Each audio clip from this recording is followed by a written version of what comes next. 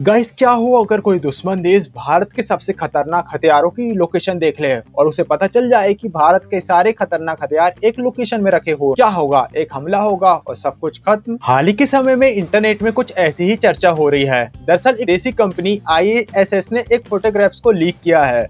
इन photographs में हम भारत की 4 सबसे खतरनाक व न्यूक्लियर पावर्ड सबमरीन को क्लियर तौर पे देख सकते हैं। क्या ये भारत की एक बहुत बड़ी मिस्टेक है या इसके पीछे कुछ और ही मास्टर प्लान है? कुछ ऐसी बातें जो हमें नहीं पता। चलिए इस वीडियो में डिस्कस करते हैं। इस चैनल में अक्सर हम डिफेंस से रिलेटेड काफी सारी चीजों को डीपली डिस्कस करते हैं, लेकिन इस वीडियो में हम काफी सारी चीजों को लिमिट के साथ डिस्कस करेंगे। हम केवल उन्हीं चीजों पर बात करेंगे जो डाटा अभी इंटरनेट में अवेलेबल है, क्योंकि देश की सुरक्षा सर्वोपरि है। इसीलिए हम केवल उन्हीं चीजों पर डिस्कस करेंगे जो डाटा अभी पब्लिक डोमेन में अवेलेबल है। हाल ही के समय में ISS ने एक फोटोग्राफ्स को जारी किया। तस्वीर को अगर आप ध्यान से देखोगे तो आपको यहाँ पे कुछ विशेष नजर आएगा। इन फोटोग्राफ्स में आपको भारत की 4 सबमरीन नजर आएगी, जिसमें से 2 अरिहंत क्लास की और 2 अरिहंत क्लास की हैं। ये सबमरीन भारत के लिए बहुत ज्यादा इंपॉर्टेंट है, क्योंकि ये हमारे न्यूक्लियर ट्रायड का पार्ट है। तो क्या ये भारत सरकार की तरफ से एक बहुत बड़ी मिस्टेक है? दरअसल भारत सरकार की अप्रोच सबमरीन को लेकर काफी ज्यादा अलग है। अक्सर हमें बहुत सारी चीजों की जानकारी मिल जाती है, लेकिन जो भारत का सबमरीन प्रोग्राम है इसे काफी ज्यादा सीक्रेट रखा जाता है। पर इसी के अलावा अगर आप सबमरीन और डिफेंस से रिलेटेड टॉपिक्स को अगर आप स्टडी करते हो, समय पर आने वाली न्यूज को फॉलो करते हो और समय समय पर होने वाली डील्स और बनने वाले न्यू इंफ्रास्ट्रक्चर को ट्रैक करते हो, तो कहीं ना कहीं आपको अनुमान लग जाता है कि आखिर इन सबमरीन की जो ज्यादातर पोजीशन है वो कहाँ पे रहती है। न केवल ISS की ये फोटोग्राफ्स की बात करें, इसी के अलावा हम अगर अलग अलग जगह अलग अलग समय पर भी अगर सर्च करते हैं तो उस लोकेशन पे हमें कम से कम 1 या 2 सबमरीन देखने को मिल जाती है। यानी कहीं ना कहीं सारी दुनिया को पता है कि जो हमारी सबमरीन है वो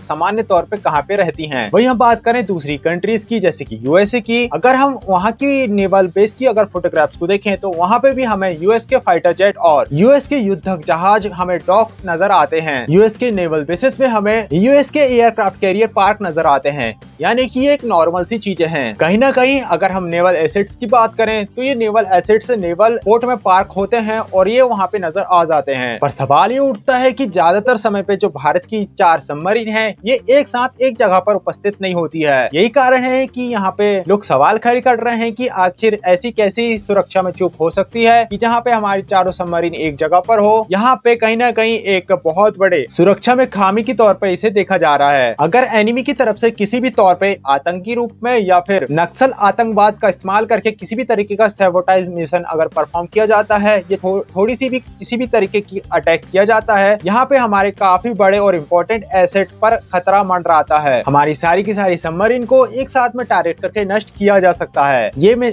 जैसे कि मैंने पहले बताया है कि ये पनडुब्बी भारत के लिए बहुत ज्यादा जरूरी है, क्योंकि हमारे न्यूक्लियर ट्रायड का पार्ट है। अब ऐसे सिनेरियो में ISS जैसी विदेशी संस्था अगर इसे ट्रैक कर रही है तो नो एनी डाउट जो हमारे एनिमी है हमारे उनके पास और भी ज्यादा एडवांस सैटेलाइट सिस्टम है, जैसे कि चाइना और Pakistan. No any doubt enemy इन्हें ट्रैक कर रहे हैं।